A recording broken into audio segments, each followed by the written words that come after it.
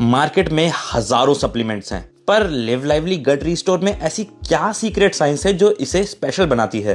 इसका राज है dietary polyphenols. ये 100% नेचुरल फॉर्मूला बना है आंवला और ग्रीन टी लीफ एक्सट्रैक्ट से। साइंस सिंपल है, इसके पॉलीफिनॉल्स आपके गट के गुड बैक्टीरिया का खाना बनते हैं।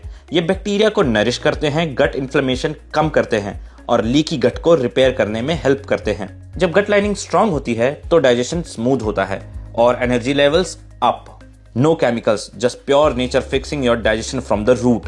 अपने गट को दो नेचर का protection. Read more about the science on our website.